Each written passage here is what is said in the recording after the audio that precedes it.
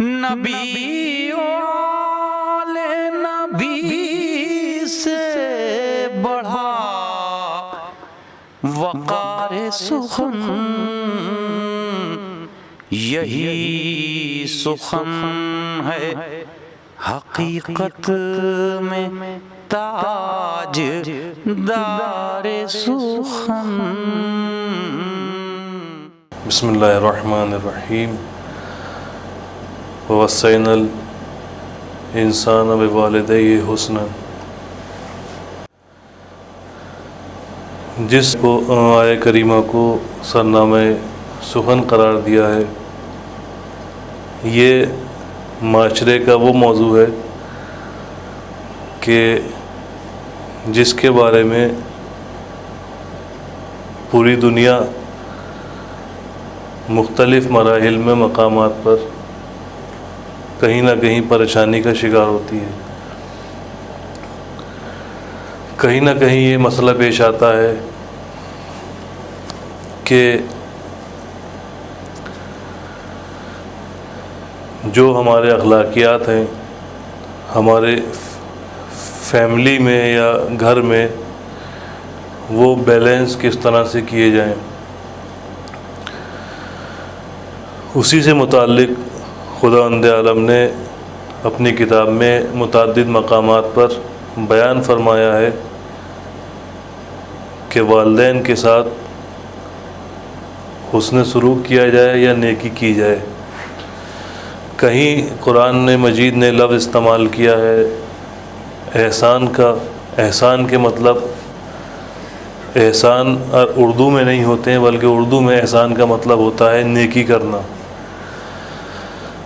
اور کہیں لفظ استعمال ہوا ہے بر کا، برٌ، یعنی اس کو بھی قرآن مجید میں عربی زبان میں نیکی کہتے ہیں۔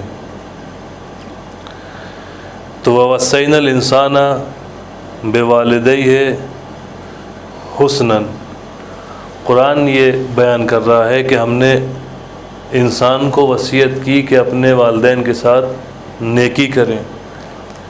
اس میں قرآن مجید نے کہیں یہ لفظ استعمال نہیں کیا کہ ہم مومنین سے مخاطب ہیں کہ اپنے والدین کے ساتھ نیکی کریں، یا ہم مسلمانوں سے مخاطب ہیں، یا کسی خاص فرقے سے یا کسی خاص ملت سے مخاطب ہو کے قرآن کہتا ہے کہ آپ والدین کے ساتھ نیکی کریں، بلکہ وصینا الانسان، یعنی ہم نے انسان سے یہ وصیت کی ہے، اس کو یہ تعلیم دی ہے، یہ نصیحت کی ہے کہ اپنے والدین کے ساتھ نیکی کریں۔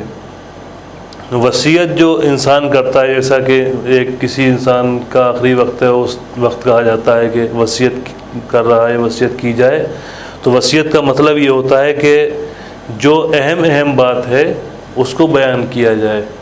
تو اللہ کی نگاہ میں انسان سے متعلق ایک اہم بات یہ تھی کہ اپنے والدین کے ساتھ نیکی کرے۔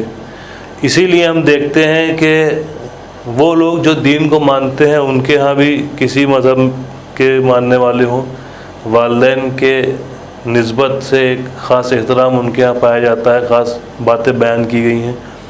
اور وہ لوگ جو دین کو نہیں مانتے ہیں، بلکہ انہوں نے اپنے حساب سے قوانین بنائے ہیں سماج کے لیے، سوسائٹی کے لیے، وہ بھی چاہتے ہیں کہ اس بات کو، یعنی انسان کے میں جو والد ہیں، والدین ہیں، اور جو بچے ہیں، ان کے رابطے کو برقرار کیا جائے، بیلنس کیسے کیا جائے۔ کیونکہ اگر یہ رابطہ خراب ہوتا ہے تو فیملی جو ہے پوری خراب ہو جاتی ہے، اور جب فیملی خراب ہوتی ہے تو پورا معاشرہ خراب ہو جاتا ہے۔ کیونکہ فیملی جو ہے معاشرے کے ایک حصے کا نام فیملی ہے۔ جب 50، 100، 1000، 2000، جو جس جگہ کا جیسا جہاں کی جمعیت ہو، اس کے حساب سے جتنے لوگ ہوں گے، اس سے ہی معاشرہ بنتا ہے۔ تو جب ہم آپس میں والد اور والدین اور بچوں کے درمیان رابطہ صحیح نہیں ہو پائے گا تو معاشرے میں بھی رابطہ صحیح نہیں ہو پائے گا۔ تو اسی لیے قرآن مجید نے متعدد مقامات پر اس کو بیان کیا۔ وہ لوگ جنہوں نے اپنے حساب سے، اپنے اعتبار سے قوانین بنائے معاشرے کے اندر، چاہے وہ پولیٹیکل سسٹم انہوں نے بنایا ہو، یا اکنامیکل سسٹم انہوں نے بنایا ہو، یا اس کے حساب سے اور دوسرے سسٹم انہوں نے اپنے بنائے ہیں، تاکہ ہم اپنی سوسائٹی کو صحیح سے چلا سکیں. وہاں پہ انہوں نے ایک سسٹم بنایا ایتھکس کا، یعنی اخلاقیات کا، جسے کہتے ہیں مورلز. تو اس میں بھی انہوں نے یہ چیز رکھی، یہ چیز بیان کی، اس کے قوانین بنائے کہ انسان کے گھر میں کس کا رابطہ کس سے کیسا ہونا چاہیے، اور والدین کا بچوں کا رابطہ کیسا ہونا چاہیے. یعنی اولاد کے اوپر والدین کے حقوق کیا ہیں. کیونکہ جیسے قرآن مجید نے کہا وَوَصَّيْنَا الْإِنسَانَ بِوَالِدَيْهِ حُسْنًا، ہم نے یعنی انسان کو وصیت کی کہ اپنے والدین کے ساتھ نیکی کرے. تو اس کا مطلب یہ ہے کہ جہاں انسان اللہ نے شریعت بھیجی انبیاء کے ذریعے سے کہ اس طرح سے نیکی کی جائے، وہاں انسان کی فطرت میں بھی یہ چیز رکھی کہ وہ اس قانون کو برقرار رکھے، اس چیز کو نظر میں رکھے کہ اپنے والدین کے ساتھ کس طرح سے وہ حسن سلوک کرے. تو اس میں کوئی مذہب و ملت کی قید نہیں ہوئی، کوئی یہ قید نہیں ہوئی کہ آپ دین کو مانتے ہیں آپ دین کو نہیں مانتے ہیں. جس کے پاس انسانیت پائی جاتی ہے وَوَصَّيْنَا الْإِنسَانَ یا وَوَصَّيْنَا الْآدَمَ نہیں کہا کہ ہم نے اولاد آدم سے کہا. اولاد آدم میں ہو سکتا ہے ایک اولاد آدم کہلانے کا لائق ہو لیکن انسان کہلانے کا لائق نہ ہو. تو قرآن مجید کا انسان سے مخاطب ہونا یہ بتا رہا ہے کہ جہاں جہاں انسانیت پائی جاتی ہے وہاں وہاں انسان اپنے والدین سے یعنی رابطے برقرار کرتا ہے، ان کے حقوق کی ادائیگی کو مد نظر رکھتا ہے، ان کے حقوق کو ادا کرتا ہے. تو اسی سے متعلق چاہے وہ کوئی بھی معاشرہ ہو، کوئی بھی آپ زمانہ دیکھ لیں، پرانا زمانہ دیکھ لیں، آج کا زمانہ دیکھ لیں، ہر زمانے میں اس چیز کو بیان کیا گیا، کتابوں میں، تاریخ کی کتابوں میں نقل کیا گیا کہ کس طرح سے یعنی بچے جو ہیں اپنے والدین کے بات کو مان رہے ہیں یا نہیں مان رہے ہیں تو ان کے اوپر کیا اثر پڑ رہا ہے معاشرے کے اوپر، یا ان کے خود اپنی فیملی کے اندر کیا خرابیاں آ رہی ہیں. تو یہ قرآن مجید تھا جہاں متعدد مقامات پر، اور ایسا نہیں ہے کہ یہ صرف انسان سے مخاطب ہو بلکہ قرآن دوسری جگہ پر ارشاد ہوا ہے. قرآن مجید کے اندر اللہ فرماتا ہے اعوذ باللہ من الشیطان الرجیم بسم اللہ الرحمن الرحیم وَقَضَىٰ رَبُّكَ أَلَّا تَعْبُدُوا إِلَّا إِيَّاهُ وَبِالْوَالِدَيْنِ إِحْسَانًا، کہ اللہ نے یہ فیصلہ کیا ہے. قضا کہتے ہیں حتمی فیصلے کو. تمہارے رب نے یہ حتمی فیصلہ کیا ہے کہ اللہ تعبدوا الا ایہ، کہ تم اس کے علاوہ یعنی اس کے سوا کسی کی عبادت نہ کرو. عبادت صرف خدا کی ہوگی. جہاں بھی بات مانی جائے گی، جس مرحلے میں بھی بات مانی جائے گی، وہاں اللہ کی بات مانی جائے گی. جب یہ بات بیان کی اس کے بعد کا وَبِالْوَالِدَيْنِ إِحْسَانًا، اور اپنے والدین کے ساتھ نیکی کرو، حسن سلوک کرو. تو یہاں پر مستقیماً اپنے عبادت کا ذکر جہاں کیا اللہ نے، وہاں فوراً یہ بات کہی کہ والدین کے ساتھ نیکی کرو. تو عبادتیں تو بہت سی ہیں جو قرآن مجید میں احادیث میں بیان کی گئی ہیں، اور والدین کے ساتھ نیکی کرنا بھی ایک عبادت ہے. تو اللہ کا یہ کہنا کہ عبادت صرف خدا کی ہوگی، اس کے علاوہ کسی کی عبادت نہ کرو، اور والدین کے ساتھ احسان کرو، یعنی اور عبادتیں اپنی جگہ برقرار ہیں، ان کی اپنی اہمیت ہے، لیکن جو اہمیت والدین کے ساتھ احسان کی ہے وہ دوسری عبادات کی نہیں ہے. اسی لیے خداوند کریم نے الگ اپنی عبادت کے ساتھ جہاں ذکر کیا ہے وہاں والدین کے احسان، والدین کے ساتھ نیکی کرنے کا بات کو بیان کیا ہے. احسان کے بارے میں جب پوچھا گیا امام صادق علیہ السلام سے اللہم صلی علی محمد وعلی محمد کہ احسان کسے کہتے ہیں، تو امام علیہ السلام نے فرمایا کہ احسان کا مطلب یہ ہے کہ جہاں والدین تم سے کچھ سوال کرنا چاہتے ہوں اور کچھ مانگنا چاہتے ہوں اور تم ان کی خواہش کو پوری کر سکتے ہو، تو اس سے پہلے کہ وہ اپنی زبان پر وہ کلمے لائیں تم ان کی خواہشات کو پوری کر دو. اس کا نام احسان یعنی نیکی ہے. تو یہ وہ چیزیں تھیں جو قرآن مجید نے بیان کی، اور قرآن نے یہ نہیں کہا کہ ہم نے صرف مسلمانوں سے یا انسانوں سے مخاطب ہو کے. قرآن جب پیغمبر کے اوپر یہ یعنی وحی آئی کہ آپ اس پیغام کو عام کریں، اللہ کے حکم کو عام کریں اور لوگوں تک پہنچائیں، تو پیغمبر خانہ کعبہ کے پاس بیٹھتے تھے اور وہاں پر یہ آیت تلاوت کرتے تھے کہ وَتَعَالُوا إِلَىٰ كَلِمَةٍ سَوَاءٍ بَيْنَنَا وَبَيْنَكُمْ، کہ آؤ ان یعنی کلمات کی طرف جو ہمارے اور تمہارے درمیان مشترک ہیں. کس کے؟ عیسائیوں کے، یہودیوں کے اور دوسرے مذہب کے ماننے والے جو پیغمبر کے دور میں تھے. کہا وہ چیزیں جو ہمارے اور تمہارے درمیان مشترک ہیں، کامن ہیں، اس پر ہم جمع ہو جاتے ہیں تاکہ ہم میں اختلاف نہ ہو. کم سے کم ان مسائل میں جو ہمارے اور تمہارے درمیان ہے کہ اس میں اتحاد ہو جائے. کہا اللہ تعبدوا الا ایاہ، کہ تم اللہ کے علاوہ کسی کی عبادت نہ کرو. وبالوالدین احسانا، اور والدین کے ساتھ نیکی کرو. تو اس کا مطلب یہ ہے کہ پیغمبر اس موقع پر جہاں پوری طرح سے اسلام ابھی بیان نہیں کیا گیا ہے، ابھی وحی کا سلسلہ شروع ہوا ہے، اس وقت میں یہودیوں اور عیسائیوں سے کہہ رہے ہیں کہ ہمارے اور تمہارے درمیان جو مشترک چیزیں ہیں وہ یہ ہے کہ اللہ کی عبادت کرو. اس کے بعد دوسری چیز یہ نہیں کہا کہ آپ نماز پڑھیں یا روزہ رکھیں یا اللہ کی راہ میں جہاد کریں، ابھی بیان کیا جائے گا جس کے مسئلے میں، بلکہ یہ کہا کہ والدین احسانہ، کے والدین کے ساتھ نیکی کرو. تو اس کا مطلب یہ ہے کہ دوسرے مذاہب میں بھی جس طرح سے اسلام میں بیان کیا گیا کہ اللہ کی عبادت کے بعد والدین کے ساتھ نیکی ہے، دوسرے مذاہب میں بھی خداوند کریم نے انبیاء کے ذریعے سے یہ بات پہنچائی کہ پہلے اللہ کی عبادت ہے، اس کے بعد فوراً بعد والدین کے ساتھ نیکی کرنا ہے، والدین کے ساتھ حسن سلوک کرنا ہے.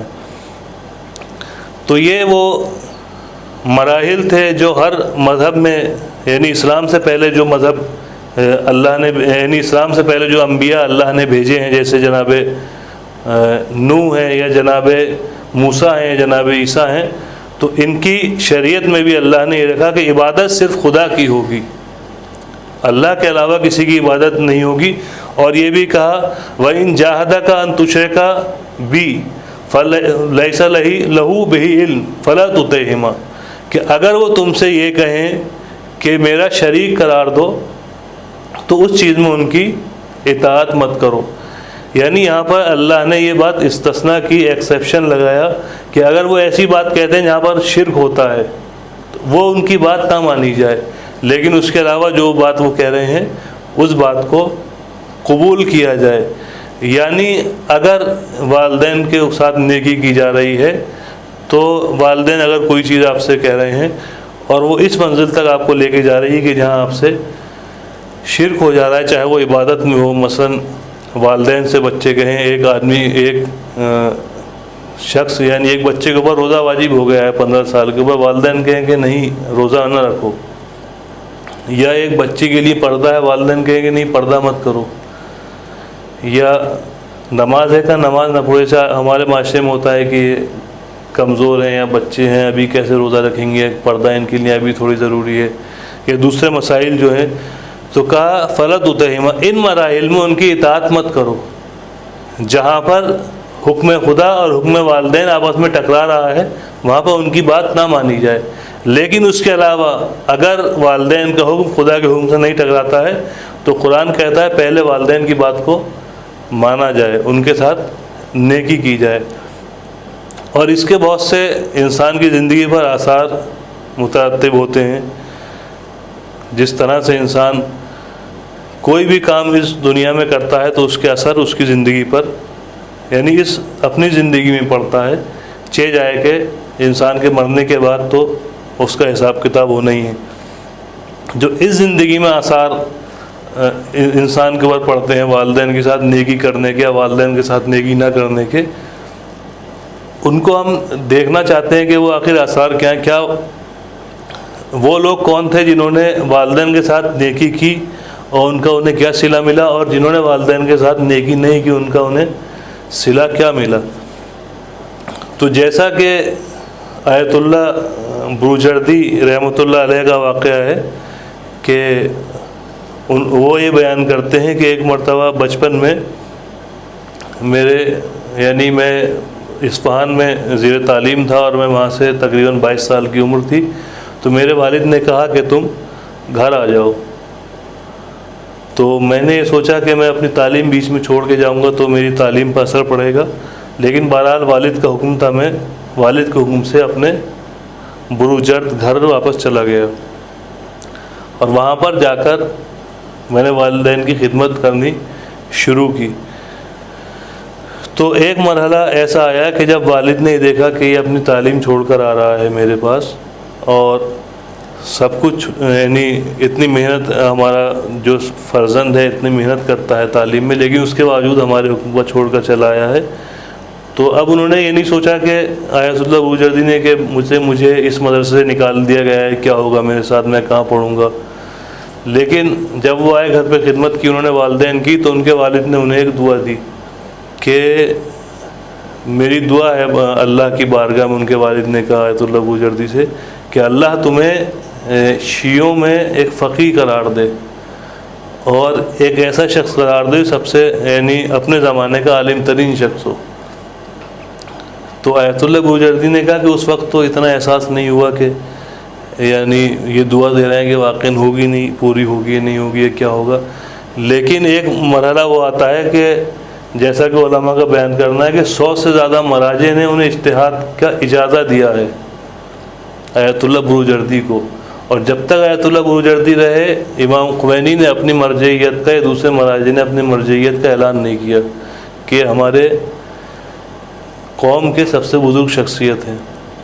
تو انہوں نے کہا کہ والد نے میں نے والد کے ساتھ والدین کے ساتھ نیکی کی، انہوں نے ایک زمانے میں مجھے یہ دعا دی اور واقعی یہ دعا قبول ہوئی، اس وجہ سے کہ میں نے اپنے والد کی بات ماننے، والدین کی بات ماننے میں یہ نہیں دیکھا کہ میرا نقصان ہو رہا ہے یا میرا فائدہ ہو رہا ہے.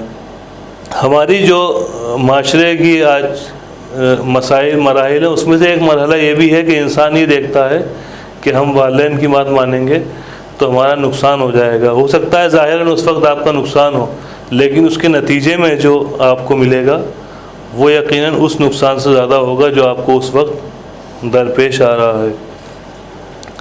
اسی طرح سے متعدد واقعات ہیں جو عبرت ہیں واقعاً ہمارے لیے کہ ہم والدین کی اگر ساتھ نیکی کر رہے ہیں تو فائدہ کیا ہے، اور نیکی نہیں کر رہے ہیں تو اس کا نقصان کیا ہے، نافرمانی کر رہے ہیں تو اس کے کیا انجام ہے. تو ایسا نہیں ہے کہ والدین کی خدمت سے انسان کو نقصان ہو رہا ہے، یا جیسے آج کے زمانے میں جو نوجوان لوگ ہیں بہت سے گریز کرتے ہیں کہ ہم بات کیوں مانیں اور ہم والدین سے بہتر سمجھتے ہیں. مرحلہ یہ آ جاتا ہے کہ والدین ہم سے کم سمجھتے ہیں، ہم والدین سے اچھی طرح اس سماج کو دیکھتے ہیں، اچھی طرح سمجھ لیتے ہیں. لیکن جب وہ خود دھوکہ کھاتے ہیں تو سمجھ میں آتا ہے کہ ہم کیا سمجھ رہے تھے اور والدین کیا سمجھ رہے تھے. جب خود تجربہ ہوتا ہے اس چیز کا کہ واقعی جو والدین سمجھ رہے تھے وہ اس چیز سے بہتر تھی جو ہم سمجھ رہے تھے، اور بعد میں ہمیں اس چیز کا تجربہ ہوا. جیسا کہ تو والدین کی بات ہے، امام علی علیہ السلام نے خود نہج البلاغہ میں کلمات قصار میں یہ چیز ارشاد فرمائی کہ ایک بزرگ جو تجربے کار ہو مجھے زندگی کے ہر مرحلے میں ان نوجوانوں سے زیادہ عزیز ہے جو ہر کام کو بہتر طریقے سے انجام دے سکتے ہوں، چاہے وہ جنگ کا مرحلہ ہو، چاہے بزنس کا مرحلہ ہو، یا کوئی بھی مراحل ہو، پولیٹیکل مرحلہ ہو، اسکول ہے، دوسری چیزیں، جتنے بھی مسائل ہیں معاشرے کے، اس میں کہا ایک بزرگ یعنی تجربہ رکھتا ہے، اس سے بہتر وہ مجھے ان جوان لوگوں سے بہتر ہے جو بڑھ کر کام کر سکتے ہوں. تو بہرحال وہ بزرگ وہ ہے جو آپ کے ہو سکتا ہے اچھا ہی نہ چاہتا ہو، آپ سے آپ کے بارے میں بہتری نہ چاہتا ہو، لیکن والدین بزرگ ہونے کے باوجود، تجربے کار ہونے کے باوجود آپ کی بہتری بھی چاہتے ہیں، آپ کی اچھائی بھی چاہتے ہیں. تو بہرحال ایسے شخص کی جو آپ کے لیے بہتری چاہتا ہے، اچھائی چاہتا ہے، اس کی بات کو ماننا. اور بقول امام علی علیہ السلام کے کہ تجربے کار ہونے کے باوجود آپ کو صلاح دے رہا ہے تو انسان کو اس کی عقل یہ کہتی ہے کہ اس کی بات کی رعایت کرنی چاہیے، اس کی بات کو ماننا چاہیے، اور جتنا ہو سکے یہ بھی ایک طریقے کی اس کے ساتھ نیکی کرنا ہے کہ اس کی بات کو مان لیا جائے. اس کے بہت سے اثرات ہوتے ہیں انسان کے اوپر. اگر کوئی انسان والدین کے ساتھ نیکی کر رہا ہے تو اس کا ایک اثر انسان کی زندگی میں پڑتا ہے، جیسا کہ بیان کیا گیا. معصومین کی روایت میں متعدد جگہ پر یہ بیان کیا گیا ہے کہ اگر آپ فلاں کام کریں گے تو یہ آپ کی زندگی پر اثر پڑے گا. الگ الگ کام انسان کے زندگی میں ہوتے ہیں. اسی طرح سے جو کام آپ والدین کے ساتھ کریں گے نیکی، اس کے بھی الگ الگ اثرات ہوں گے۔ وہ کام جو انسان اپنے والدین کے ساتھ کرتا ہے اس کے زندگی میں اثر پڑتے ہیں۔ ایک سوال ہے معاشرے سے کہ کون انسان ایسا ہے کہ جو یہ یقین نہیں رکھتا کہ اس کو موت آ جائے گی، اور کون سا انسان ایسا ہے جو یہ نہیں چاہتا کہ موت کے وقت اس پر سختی نہ ہو، اس کا دم جو ہے آسانی سے نکلے، روح جو ہے آسانی سے اس کا جسم سے پرواز کر جائے۔ تو یہ بات کہ انسان کو موت آنی یہ بھی سب مانتے ہیں، اور جاگنی کے وقت انسان کے اوپر فشار نہ آئے، بوجھ نہ بنے اور آسانی سے روح اس کی جسم سے پرواز کر جائے، یہ سب چاہتے ہیں۔ تو معصومین نے جو اس کے مسئلے میں فرمایا کہ کیا کیا جائے جس کی وجہ سے ہمیں یہ آسائش ملے یا آسانی ملے، تو انہوں نے کہا کہ انسان کو چاہیے کہ اپنے والدین کے ساتھ نیک سلوک کرے۔ وَإِذَا يَفْعَلُ كَذَلِكَ هَوَّنَ عَلَيْهِ سَكْرَاتُ الْمَوْتِ، جب وہ ایسا کرے گا تو اس کے اوپر موت کی سختی آسان ہو جائے گی۔ لہٰذا یہ تو معصوم نے بیان کیا، اور ایسا ہوا بھی پیغمبر کے زمانے میں ایک شخص کے پاس پیغمبر گئے جاگنی کے وقت، تو عجیب حالت میں تھا، وہ تڑپ رہا تھا، اس کا روح جو ہے جسم سے نہیں نکل رہی تھی۔ تو پیغمبر نے اس سے پوچھا، لوگوں سے پوچھا کہ کیا اس کی والدین ہیں؟ کہا اس کی ایک ماں ہے۔ تو کہا ماں کو بلایا جائے۔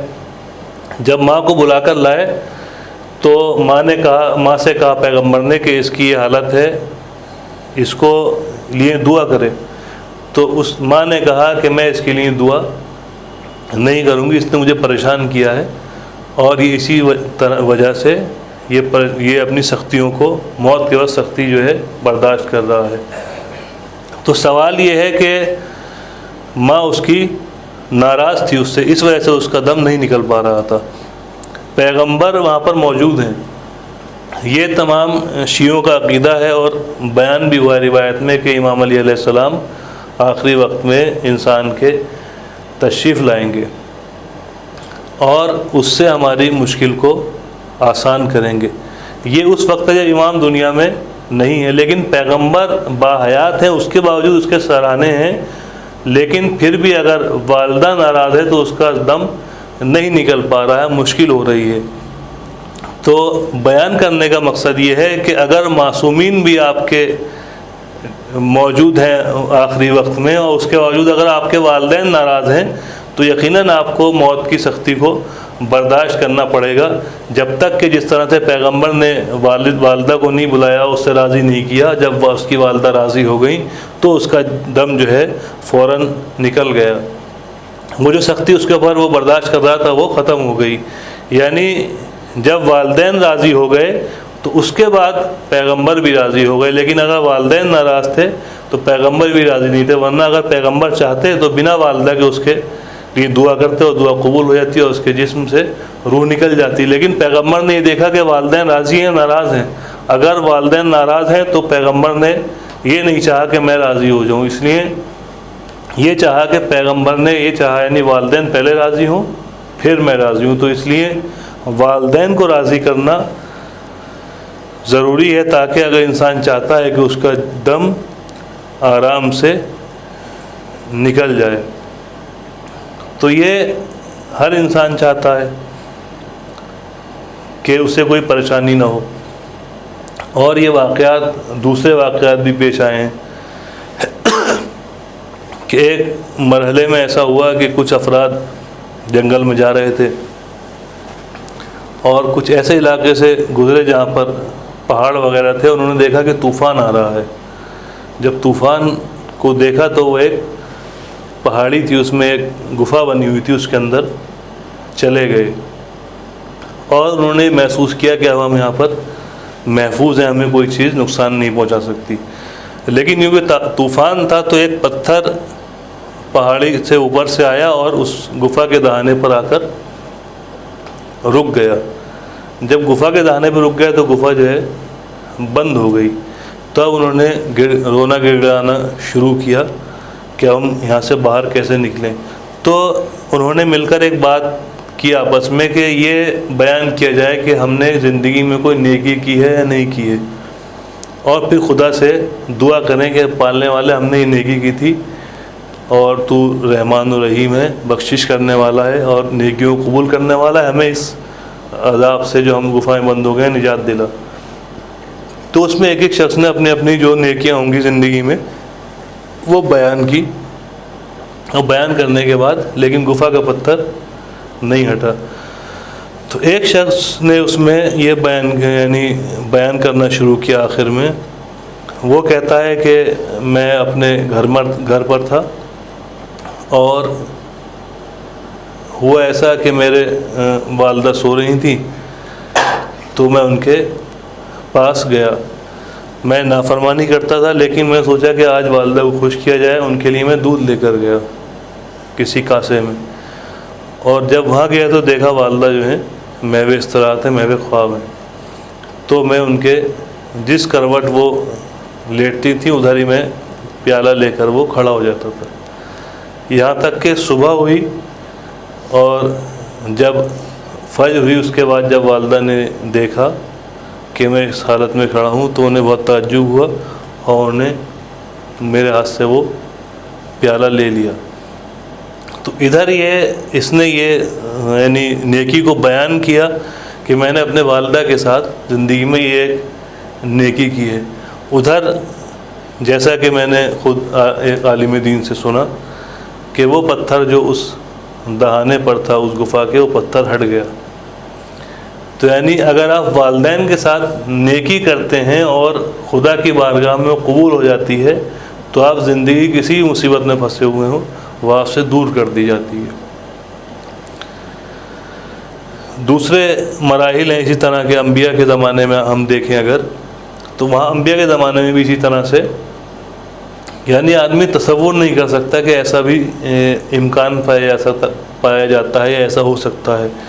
جیسا کہ مشہور ہے جناب موسیٰ کے زمانے میں جناب موسیٰ علیہ السلام نے کیونکہ وہ کوہ طور پہ جاتے تھے اور وہاں پر جا کر اللہ سے راز و نیاز کرتے تھے، تو سوال کیا کہ پروردگار جنت میں میرا ساتھی کون ہوگا؟ تو اللہ نے کہا کہ موسیٰ جنت میں تمہارا ساتھی ایک کسائی ہے۔ اب ایک تصور ہے اس دور میں، کسائی کا تصور الگ ہے اس دور میں۔ کسائی یعنی قصاب جو گوشت بیچتا ہے۔ تو کہا وہ تمہارا ساتھی ہے۔ کہا کیا وجہ ہے؟ کہا اس کی فلاں جگہ اس کی دکان ہے، اس کے ساتھ تم دیکھو، اس کے ساتھ رہو، ایک دن پتہ چل جائے کیا وجہ ہے۔ تو جناب موسیٰ گئے اس کی دکان پر، وہاں پر بیٹھے، دیکھا کہ وہ گوشت کاٹ رہا ہے، کچھ بھی نہیں کر رہا ہے۔ اب وہ اس کے بعد وہاں سے چلا، جب اس کا وقت ختم ہو گیا کسائی وہاں سے چلتا ہے اپنی دکان سے، اور اس نے راستے میں نان بھائی کے یہاں سے کچھ روٹی لی اور کچھ سالن وغیرہ لیا، اور وہ چل کے آگے چلا، اپنے گھر چل دیا۔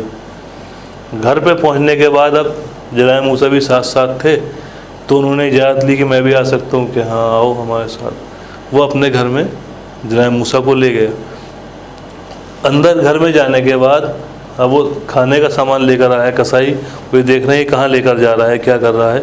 تو دیکھا کہ ایک کپڑا پڑا ہوا ہے، اس کے نیچے کوئی چیز چھپی ہوئی ہے۔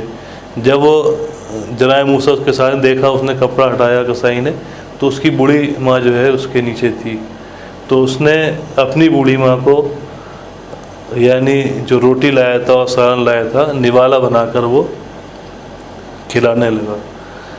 جب وہ سیر ہو گئی تو اس نے کہا کیا نام ہے، اس کی ماں نے ایک دعا دی کہ پروردگار جنت میں تجھے حضرت موسیٰ کا ساتھی قرار دے۔ تو اس نے کہا کہ یہ دعا کرتی ہے۔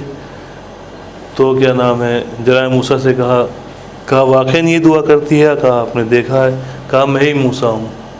کہا اچھا۔ تو اس نے کہا میں تو مذاق سمجھتا تھا، جب میری ماں یہ دعا کرتی تھی اور میں اسے کھلایا کرتا تھا کہ اللہ تجھے جنت میں جناب موسیٰ کا ساتھی قرار دے، تو میں کہتا کہاں موسیٰ نبی ہیں، اللہ کے نبی ہیں، اس مرتبہ پر فائز نے کہا میں کسائی ہوں، میرا کوئی کام نہیں ہے، میں گوشت کاٹتا ہوں، لوگوں کو بیچتا ہوں اور باقی آ کے اپنے گھر میں آرام کرتا ہوں. تو کہاں میں اس مرتبے پر پہنچ سکتا ہوں کہ ایک نبی کے ساتھ محشور ہوں اور جنت میں ایک نبی کے ساتھ رہوں. تو میں اس چیز پر تعجب کرتا تھا.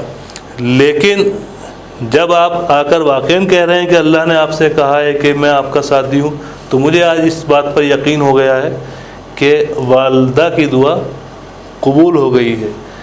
تو یہ بیان کرنے کا مقصد یہ تھا کہ انسان اگر اپنے والدین کے ساتھ خدمت کر رہا ہے اور والدین کوئی دعا کرتے ہیں اس کے لیے، تو ایسا نہیں ہے کہ دعا رد ہو جائے. معصومین کی روایت میں بھی آیا ہے کہ کچھ دعائیں ایسی ہوتی ہیں جو دوسروں کے لیے قبول ہوتی ہیں. جیسے ایک مومن دوسرے مومن کے لیے دعا کرتا ہے تو وہ قبول ہوتی ہے. عموماً ہمارے معاشرے میں کیا ہوتا ہے، ایک دوسرے کے لیے غیبت ہوتی ہے، اس کے خلاف پلاننگ کی جاتی ہے، ایک دوسرے کے خلاف سازشیں کی جاتی ہیں، دعا ایک دوسرے کے لیے بہت کم کی جاتی ہے. لیکن اگر دعا کی کرتا ہے ایک مومن دوسرے مومن کے لیے، تو معصومین کی روایت میں یہ ہے کہ وہ قبولیت کے دروازے تک پہنچتی ہے، قبول کی جاتی ہے. اسی طرح اگر ایک والدین اپنے اولاد کے لیے دعا کرتے ہیں تو وہ دعا قبول کی جاتی ہے. اور والدین کی خدمت کا یہ نتیجہ ہو سکتا ہے کہ ایک عام انسان جو نہ شریعت سے زیادہ واقف ہے، صرف گوشت بیچا کرتا تھا، وہ نبی کا ساتھی قرار پایا ہے. کس لیے؟ کہ وہ اپنے والدہ کی خدمت کر رہا ہے. تو یہ مرتبہ ہے، یعنی واقعاً اگر انسان خدمت کرتا ہے اور والدین انسان کے لیے دعا کرتے ہیں تو وہ اس مرحلے پر پہنچ جاتا ہے. یہی بات ایسی ہے، یعنی کبھی کبھی اس نقطۂ نگاہ کو دیکھ کر، جیسے قرآن کی آیت کو بھی بیان کیا گیا کہ والدین کے ساتھ نیکی کریں، اور اگر وہ شرک کی دعوت دیں تو وہ قبول نہ کریں، باقی ان کی بات کو مانیں. یعنی ہو سکتا ہے والدین مشرک ہوں اور وہ آپ کے لیے کچھ ایسی چیزیں کہیں جو اللہ کے حکم کے خلاف ہیں، تو آپ ان کو نہ مانیں. باقی اگر وہ مشرک بھی ہیں تو ان کے احترام کیا جائے، ان کی بات کو مانا جائے. لہذا امام صادق علیہ السلام کے زمانے میں ایک شخص آتا ہے امام کے پاس اور کہتا ہے کہ میں آپ کا چاہنے والا ہوں، اور میں یعنی نصارہ میں سے ہے، وہ مسلمان نہیں ہے، میں اسلام لانا چاہتا ہوں. تو بہرحال امام نے، اب آج کے زمانے میں تھا نہیں جہاں نفسا نفسی چل رہی ہے یا ایک دوسرے کے خلاف سازشیں چل رہی ہیں، ایک دوسرے کے خلاف پلاننگ کی جا رہی ہے. امام ہے وقت کے، اور وہ جانتے ہیں کس طرح سے کس سے کیسے پیش آیا جائے، اخلاقیات کیا ہوتے ہیں، کسی مذہب کا آنے والا ہو تو اس کا کیسے احترام کیا جائے، کیسے اسے بٹھایا جائے. تو امام نے کہا ٹھیک ہے، قبول کرتے ہو تو یہ کلمہ پڑھ لو. تو اس نے امام کا جو ہے کلمہ پڑھ لیا، لا الہ الا اللہ محمد رسول اللہ، اور کہا آپ جو ہیں اللہ کے وسیع ہیں، پیغمبر کے، اور امام ہیں اس وقت کے. کہا ٹھیک ہے. اب اس نے امام سے کہا کہ میرے ایک والدہ ہے اور وہی ہے بس، اور کوئی نہیں ہے، اور والد اس دنیا میں نہیں. تو اچھا کہا ٹھیک ہے، تو میرا کیا فریضہ بنتا ہے؟ تو امام نے کہا کہ ایک کام کرو، والدہ کے ساتھ جا کے نیک سلوک کرو، ان کے ساتھ جا کے احسان کرو. دیکھیں اس کا نتیجہ کیا ہوگا. وہ جاتا ہے اور جا کے اپنے والدہ کے ساتھ نیکی کرنا شروع کر دیتا ہے. پہلے وہ دین عیسائی پر تھا، نصارہ تھا، تو اس وقت بھی والدہ کے ساتھ نیکی کرتا تھا. لیکن اب جب امام نے اس سے بہرحال نصیحت کی کہ جا کر اپنی والدہ کے ساتھ نیکی کرو، تو اس نے زیادہ اس میں قدم آگے بڑھایا اور زیادہ نیکی کرنے لگا. تو والدہ نے جب یہ دیکھا تو کہتی ہیں وہ اپنے بیٹے سے کہ بیٹا یہ بتا کہ تو کس کے پاس گیا تھا؟ کہا اور تو نے کون سا دین اپنا لیا ہے؟ کہا کہ میں ایسے ایسے ایک شخص کے پاس گیا تھا، امام کا نام بتایا، انہوں نے مجھ سے یہ کہا ہے. کہا مجھے تعجب اس چیز پر ہے. اس کی والدہ نے کہا جب تک تو نصارہ تھا تب تک تو میرا اتنا احترام نہیں کرتا تھا، لیکن آج تو جس دین پر گیا ہے، جس دین کو تو نے قبول کیا ہے، میرے احترام میں اور میری خدمت میں تیرے اضافہ ہو گیا. اور وہ شخص یقیناً، اس عورت نے کہا کہ وہ شخص جو تجھ کو یہ کہہ رہا ہے کہ میری احترام و خدمت کی جائے، یا تو وہ نبی ہے یا نبی کا وصی ہے، اس کے علاوہ کوئی تیسرا شخص نہیں ہو سکتا. اس لیے کہ والدین کی خدمت کا حکم یا تو نبی دے سکتا ہے یا نبی کا وصی دے سکتا ہے. تو اس نے کہا، اس شخص نے کہا کہ میں نے قبول کر لیا. آج جو لوگ اسلام کو بدنام کر رہے ہیں، الگ الگ طریقے سے اس کے خلاف پروپیگنڈے کر رہے ہیں، یہ ہے اسلام جو معصومین نے پہنچایا ہے. کہا کہ اچھا، وہ یعنی عیسائی عورت ہے، وہ کہہ رہی ہے تو اسلام لے آیا. اسلام اس چیز کو کہتا ہے کہ اگر والدین تیرے دوسرے دین پر بھی ہوں، ان کی خدمت کی جائے، ان کی بات کو مانا جائے. کہا مجھے تو امام نے یہی بتایا ہے کہ اگر تمہارے والدین دوسرے دین کے بھی ہیں تو ان کی خدمت کی جائے، ان کی بات کو مانا جائے. کہہ رہے ہیں اگر اسلام اس چیز کو کہتا ہے تو میں بھی آج سے اسلام قبول کرتی ہوں. اور وہ عورت جو ہے فوراً اس نے بھی کلمہ پڑھ لیا. تو یعنی والدین کا احترام، اگر دوسرے مذہب کے ماننے والے والدین بھی ہیں تب بھی ان کا احترام ضروری ہے، ان کی بات کو ماننا، ان کے ساتھ نیکی کرنا ضروری ہے. ایسا نہیں ہے کہ وہ دوسرے مذہب کے ہیں تو ہم سے کیا مطلب ہے. اور یہ پیغام بھی اسلام نے دیا کہ والدین آپ کے کسی طرح کے بھی ہوں، ان کا احترام بہرحال اپنی جگہ برقرار رکھا جائے، ان کی بات کو مانا جائے. تو یہ مراحل ہیں. اور واقعاً مرتبہ ہے ایک والدہ کا یا والد کا کہ ایک شخص نے پیغمبر سے آ کر کہا کہ یا رسول اللہ، میں نے ایک منت مانی تھی. کہا کیا منت مانی تھی؟ کہا میں نے منت یہ مانی تھی کہ اگر میری یہ کام ہو جائے گا تو میں جنت کی چوکھٹ کو جا کر چوموں گا. تو پیغمبر نے پہلے تو یہ کہا کہ اس طرح کی جو منتیں ہیں، یہ جسے نظر کہا جاتا ہے الفاظ میں، شریعت کے الفاظ میں، ایسی نظر نہ کیا کرو، یہ ایسی منت نہ مانا کرو جسے پورا نہ کر سکو. کہا لیکن اب کوئی طریقہ ہوتا ہے جسے پوری کر سکتا ہوں. کہا تیرے والدین میں کوئی زندہ ہے؟ کہا والدین میں تو نہیں ہے. کہا والدہ کی قبر پتہ ہے؟ کہ والدہ کی قبر پتہ نہیں ہے. کہا اچھا ایک کام کر، یہیں پر ایک قبر کی شبی بنا اور اس کا بوسہ لے لے، تو سمجھ لینا کہ تو نے جنت کے دروازے کا بوسہ لے لیا ہے. تو بہرحال اس نے وہ شبی بنائی قبر کی اور بوسہ لے لیا. تو یہ یعنی والدہ نہیں ہے، والدہ کا انتقال ہو چکا ہے. یہ قبر بھی نہیں، قبر کی شبی ہے. لیکن کیونکہ والدہ کی قبر کی شبیہ ہے تو پیغمبر کہہ رہے ہیں کہ اس کا بوسہ لینا ایسا ہے جیسے جنت کے دروازے کا بوسہ لے لیا ہو. اتنی عظمت بیان کی گئی. تو بہرحال جن کے والدین زندہ ہیں وہ اس کو، ان کا احترام کریں، ان کو مد نظر رکھیں کہ ان کے کیا خواہشات ہیں، اور جو چلے گئے ہیں وہ اس کو ان کے لیے ایصال ثواب جس طرح سے بھی ہو سکتا ہے کریں. کیونکہ اب ایک مسئلہ اور ہے کہ پیغمبر کے زمانے میں ایک شخص نے اگر پیغمبر سے کہا کہ میں خواہش مند ہوں، جیسا کہ تقریباً 80 سے زیادہ جنگیں پیغمبر کے زمانے میں ہوئی ہیں اور سب میں تقریباً دفاع ہوا ہے. پیغمبر پر حملہ ہوتا تھا اور پیغمبر دفاع کرتے تھے. تو ایک شخص نے اگر کہا، اس کا نام تھا جہاد. اور ہر قوم میں ہوتا ہے، ہر جگہ ہوتا ہے، ہر ملک میں ہوتا ہے. ڈیفینس منسٹری ہوتی ہے یعنی دفاع، اس کے منسٹر ہوتے ہیں، وزیر دفاع ہوتے ہیں، دوسرے پورا محکمہ ہوتا ہے. اس کو وہ پیغمبر کے زمانے میں بھی تھا. اور وہ جو کام کرتا ہے جہاد یعنی کوشش کرنا اللہ کی راہ میں کھڑے ہونا. تو ایک شخص نے کہا کہ یا رسول اللہ، میں بھی جہاد کرنا چاہتا ہوں اللہ کی راہ میں. یہ لفظ بہت اہم ہے، اللہ کی راہ میں. ہو سکتا ہے بہت سا اس راہ میں نکل جائے کہ مجھے آج کے دور میں بیوقوف بنا رکھا ہے لوگوں کو کہ حوریں ملیں گی اور وہ اپنے آپ کو بھی مارتے ہیں اور بے گناہ لوگوں کو بھی مارتے ہیں جس کا اسلام سے کوئی رابطہ نہیں ہے. کہ اللہ کی راہ میں چاہتا ہوں کہ جنگ کروں دشمنان خدا سے. کہا ٹھیک ہے،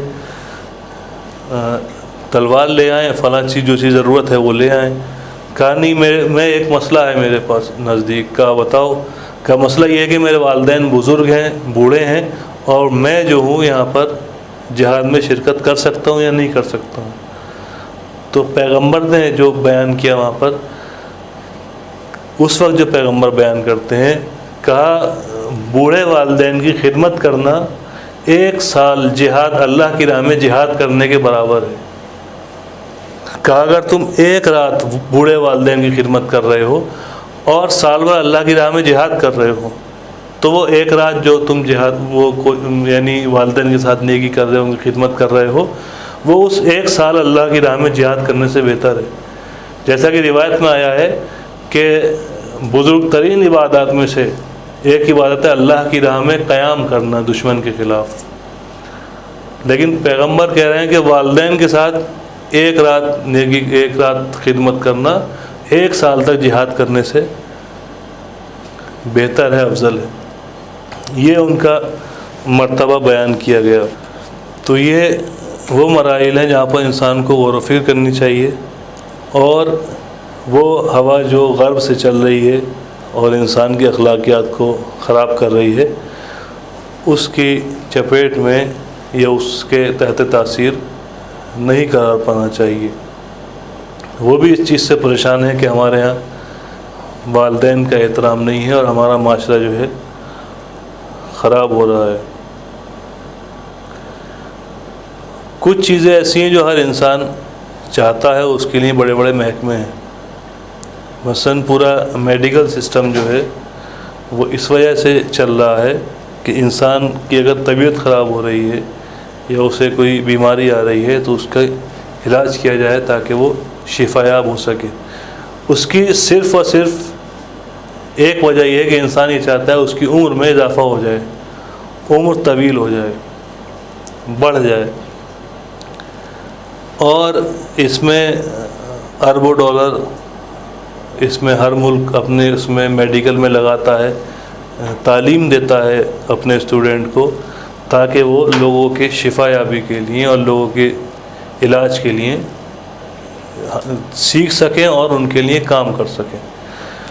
یہ تو مادی چیز ہے، لیکن کبھی کبھی ایسا ہوتا ہے کہ آدمی بیماری میں مبتلا ہوتا ہے اور ڈاکٹر جو ہے اس کو کام نہیں کر پاتے، علاج نہیں کر پاتے، اور آخر میں ڈاکٹر جو ہے وہ معذرت خواہی کر لیتے ہیں، سوری کہہ دیتے ہیں۔ تو معصوم علیہ السلام سے ایک شخص نے اگر یہ پوچھا کہ ہم اگر یہ چاہتے ہیں کہ ہماری عمر جو ہے دراز ہو، زیادہ ہو، تو کیا کریں؟ ایسا کام ہمیں بتائیے کہ ہماری عمر زیادہ ہو، عمر میں اضافہ ہو جائے۔ تو معصوم نے اس سے مخاطب ہو کر نہیں کہا، بلکہ تمام لوگوں سے جتنے بھی صحابہ تھے ان کی طرف مخاطب ہوئے اور کہا کہ وَمَنْ أَحَبَّ يَمُدَّهُ اللَّهُ فِي عُمْرِهِ، کہ اگر کوئی شخص یہ چاہتا ہے، 2 چیزیں، ایک تو عمر اور ایک ہے رزق۔ رزق، علم بھی رزق کہلاتا ہے، حیات بھی رزق کہلاتی ہے، بچے بھی رزق کہلاتے ہیں، شعور بھی رزق کہلاتا ہے، سکون بھی رزق کہلاتا ہے۔ رزق کی متعدد قسمیں ہیں۔ تو کہا من اراد احبا، جو یہ چاہتا ہے، یمدہ اللہ فی عمرہ، اللہ اس کی عمر میں اضافہ فرما دے، ویزداد فی رزق ہی، اور اس کے رزق میں زیادتی کر دے، زیادہ کر دے، فعلیہ بر الوالدین، تو اسے چاہیے کہ والدین کے ساتھ نیکی کرے۔ یہاں پہ آپ کو پریشان ہونے کی ضرورت نہیں ہے۔ صبح سے شام تک انسان کو جو محنت میں لگا ہوا ہے تاکہ ہمیں کچھ رزق مل جائے، چاہے کسی طرح تعلیم ہو، تربیت ہو، پیسہ ہو، گھر ہو، یہ جو بھی چیز انسان کی وسائل کی ضروریات ہیں انسان کی، جو بھی وسائل ہیں جو انسان کی زندگی میں پیش آتے ہیں انسان کی زندگی گزارنے کے لیے، تو اسے رزق کہا جاتا ہے۔ تو چاہتا ہے کہ رزق میں اضافہ ہو اور اس کے ساتھ ساتھ عمر میں اضافہ ہو، تو ان دونوں چیزوں کے لیے اسے چاہیے کہ والدین کے ساتھ وہ نیکی کرے۔ اگر وہ والدین کے ساتھ نیکی کر رہا ہے تو رزق میں بھی اضافہ ہوگا اور عمر میں بھی اضافہ ہوگا۔ اب اگر کوئی والدین کے ساتھ نیکی نہیں کرتا، وہ پریشان ہے کہ ہم بیمار ہیں، ہمیں فلاں بیماری لاحق ہو گئی، ہمیں یہ ہو گیا ہے، ہمارے رزق میں برکت نہیں ہو رہی ہے، ہماری بزنس نہیں چل رہی ہے، ہمارا فلاں کام خراب ہو گیا ہے، تو اسے پھر شکایت نہیں کرنی چاہیے، بلکہ یہ دیکھنا چاہیے کہ اپنے والدین کے ساتھ نیکی کر رہا ہے یا نیکی نہیں کر رہا ہے۔ اگر نیکی نہیں کر رہا ہے تو نیکی کرنا شروع کر دے اور پھر اس چیز پر یقین رکھے جو معصوم نے فرمایا ہے کہ اگر تم والدین کے ساتھ نیکی کرو گے تو تمہاری عمر میں بھی اضافہ ہوگا اور تمہارے رزق میں بھی اضافہ ہوگا، دونوں چیزوں میں اضافہ ہو جائے گا۔ اور اگر والدین کے ساتھ نیکی نہیں کریں گے تو عمر بھی گھٹ جائے گی اور رزق میں بھی کمی آئے گی۔ اور اگر والدین دعا کرتے ہیں تو مؤثر ہوتی ہے۔ لہذا ایک شخص آیا مکے میں حج کرنے کے لیے، حج کے دوران اس نے امام صادق علیہ السلام کو دیکھا اور وہ اپنے حج کرنے طواف کرنے میں مشغول ہو گیا۔ اس کا نام جو بیان کیا ہے میسر، اس کا نام تاریخ نے بیان کیا ہے۔ تو اس سے دیکھا وہ گڑ گڑا کر دعا مانگ رہا ہے، بہت گریا کر رہا ہے۔ تو امام نے کہا کہ اسے لایا جائے، اپنے اصحاب سے کہا، تو اصحاب نے اسے اٹھایا اور لے کر امام کی خدمت میں حاضر ہوئے۔ کہا تو گریا کیوں کر رہا ہے؟ کہا ہوا یہ کہ میں اپنے والد کو برا بھلا کہا کرتا تھا، والد کے ساتھ نافرمانی کرتا تھا، ان کو برا بھلا کہتا تھا، اور یہاں تک کہ جو بھی حد سے جس حد سے بھی گزر سکتا ہوں وہ میں ان کے ساتھ انجام دیتا تھا۔ تو ایک دن والد نے کیا کیا کہ روزہ رکھنا شروع کیا، 3 دن تک روزہ رکھا، اس کے بعد اللہ کی بارگاہ میں میرے لیے بد دعا کر دی، اور اس کا نتیجہ یہ ہوا کہ آج میرا آدھا بدن جو ہے وہ شل ہو گیا ہے اور میں چل نہیں سکتا، اور اسی لیے یہ جو خدام ہیں وہ مجھے طواف کروا رہے ہیں، اور میں اسی گریا میں اسی کے لیے گریا کر رہا تھا، دعا مانگ رہا تھا۔ تو ہوا یہ کہ والد سے جب والد نے دعا کی ایسا ہو گیا، تو اس کے بعد میں نے چاہا کہ والد کو راضی کیا جائے، تو میں نے ان سے بہت متمنی ہوا، معافی مانگی، معذرت خواہی کی کہ مجھے معاف کر دیا جائے۔ تو والد نے کہا کہ تمہیں ایسے معاف نہیں کروں گا، بلکہ چلتے ہیں حج پہ، وہاں پر میں تمہارے لیے دعا کر دوں گا اگر تم مجھے حج پر لے کر چل سکتے ہو تو خیر اس نے اپنے والد کو لیا اور حج پہ یعنی اٹھایا اور لے کر چلا تاکہ والد کو حج کرا سکے، اور بولا راستے میں میرے والد کا کسی طرح سے انتقال ہو گیا، وہ یہاں تک نہیں پہنچ پایا، وہ میرے لیے دعا نہیں کر پائے، اور وہ دعا نہیں کر پایا تو میرا جسم اس طرح سے آج بھی شل ہے۔ تو امام نے اسے کہا تو والد کے لیے جو جو واجبات ہیں جو ان کے لیے ضروری ہیں وہ پورا کر، چاہے وہ نماز رہ گیا ہو، چاہے روزہ ہو یا حج ہو یا زکوٰۃ ہو، جو بھی خمس ہو، جو بھی والد کی طرف سے یا مقروض ہیں، تو والد کی طرف سے پورا کر، جو والد کے اوپر ضروری تھا، واجب تھا، وہ تو ادا کر دے۔ اور پھر اس کو ایک دعا بتائی، دعائے مشلول جو ہم پڑھتے ہیں، دعائے مشلول اس کو بتائی، تو اس نے اللہ کی بارگاہ میں وہ دعا مانگی، اور وہ اللہ کی بارگاہ میں دعا پوری ہوئی اور وہ صحت یاب ہو گیا، اور اس نے وہ چیزیں جو والد کے لیے ضروری تھیں وہ ادا کری۔ تو آپ نے یہ دیکھا کہ جب انسان والدہ یا والد کسی کے لیے دعا کرتے ہیں تو وہ بھی اللہ کی بارگاہ میں قبول ہوتی ہے، اور جب بد دعا کرتے ہیں تو وہ بھی اللہ کی بارگاہ میں قبول ہوتی ہے۔ اب عرض یہ کرنا ہے کہ یقیناً انسان درگاہ پر جائے یا علم سے توسل یعنی اہل بیت سے توسل کرے، درگاہوں پر جا رہا ہے یا عزاداری میں شرکت کر رہا ہے، یہ اللہ کے قریب ہونے کا ذریعہ ہے، لیکن اس سے پہلے یہ دیکھیں کہ ہم والدین کے ساتھ کیا کر رہے ہیں۔ ایسا نہ ہو کہ ہم والدین کے ساتھ تو نیکی نہیں کر رہے ہیں، پھر اہل بیت کے در پر آ کر مانگ رہے ہیں، تو کیونکہ والدین سے اگر نیکی نہیں کریں گے تو ہمارے لیے رزق کے دروازے بند ہو جائیں گے، ہماری عمر کم ہو جائے گی، اور اہل بیت بھی راضی نہیں ہوں گے۔ تو ہمیں پہلے یہ دیکھنا چاہیے اہل بیت کے در پر آنے سے پہلے اور مانگنے سے پہلے کہ اگر والدین راضی ہیں تو ہم یہاں پر آئیں، اور اگر والدین آپ کے لیے دعا کر دیں تو آپ کو آپ کی دعا خود بخود اللہ کی بارگاہ میں قبول ہو جائے گی۔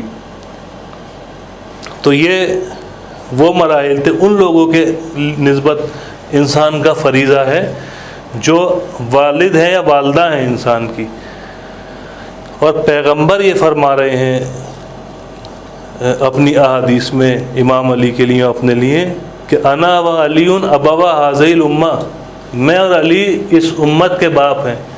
ایک باپ وہ ہوتا ہے جو انسان کو پیدا کرتا ہے، جس کی وجہ سے انسان اس دنیا میں آتا ہے، اور ایک باپ وہ ہوتا ہے جو انسان کے لیے باعث رحمت و شفقت، اور جس طرح سے اپنے آپ ہی کہا جاتا ہے کہ دوسرا باپ جو ہے استاد ہے، کیونکہ وہ تعلیم دیتا ہے۔ تو کہا میں اور علی اس امت کے باپ ہیں۔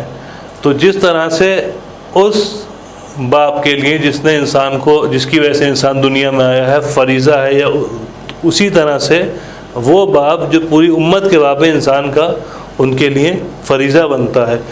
اور یہ باپ جو انسان کو دنیا میں لے کر آئیں، ہو سکتا ہو کسی موقع پر ایسی جگہ پر لے کر جائیں، ایسے کام کے لیے آپ سے کہیں جو شرک ہو، اللہ کی نافرمانی ہو، لیکن وہ والد جس کو پیغمبر کہہ رہے ہیں کہ ہم علی اس امت کے باپ ہیں، وہ ایسے باپ ہیں کہ جو یہ کہہ رہے ہیں کہ اگر آسمان کے تمام پردے ہٹا بھی دیے جائیں تو ہمارے یقین میں، علی کے یقین میں اضافہ نہیں ہوگا، یعنی وہ یقین کی آخری منزل تک پہنچ چکے ہیں۔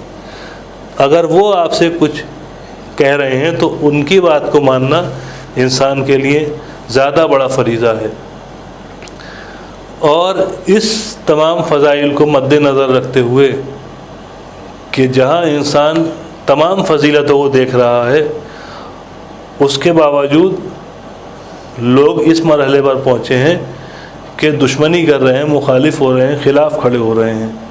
کوئی یہ کہتا ہوا نظر نہیں آ رہا ہے کہ علی ہمیں غلط راستے پر لے کر جائیں گے، لیکن پھر بھی لوگ کسی نہ کسی وجہ سے مخالفت کر رہے ہیں، نافرمانی کر رہے ہیں، خلاف ورزی کر رہے ہیں، خلاف کھڑے ہو رہے ہیں۔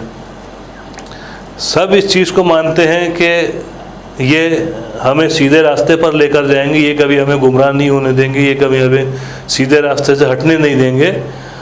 جب خلافت ظاہری ملی ہے اس کے باوجود، اور اس سے پہلے بھی لوگ یہ کہتے ہوئے نظر آئے کہ سب سے زیادہ عدالت جو کرتے ہیں وہ علی کرتے ہیں، اور سب سے زیادہ عالم جو ہے امت کے وہ علی ہیں۔ اگر ہم یہ نہ ہوتے تو ہم ہلاک ہو جاتے۔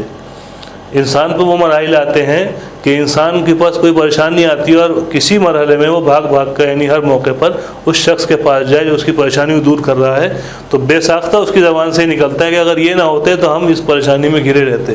اسی طرح سے لوگوں نے یہ کہا کہ اگر یہ نہ ہوتے تو ہم ہلاک ہو جاتے، اور ان سے زیادہ کوئی زیادہ فقیہ نہیں ہے ہمارے زمانے میں۔ اس کے باوجود بھی لوگوں نے مخالفت کی، اور اس کی وجہ یہ تھی کہ وہ یہ چاہتے تھے کہ ان کو سیدھے راستے پر برقرار رکھا جائے، سیدھے راستے سے ہٹنے نہ دیا جائے۔ اور یہی وجہ ہے کہ اتنے پرآشوب ماحول میں مولائے متقیان نے ہر انسان کو جس کی جو حق تھا چاہا کہ اسے وہ دلوا دیا جائے، اور یہی کہہ کر بیعت لی تھی کہ علی اپنے خدا کے کلام، پیغمبر کی سنت، اور اس کے بعد جو اپنا علم ہے اس سے کام انجام دیں گے۔ لیکن ایک مرحلہ وہ آتا ہے کہ علی جب مسجد میں آئے ہیں تو وہاں پر کیا دیکھتے ہیں کہ ایک شخص سو رہا ہے، امام علی علیہ السلام نے اس کو بیدار کیا، اور بیدار کرنے کے بعد چند لمحے آپ کو ایک موضوع کی طرف متوجہ کرنا ہے۔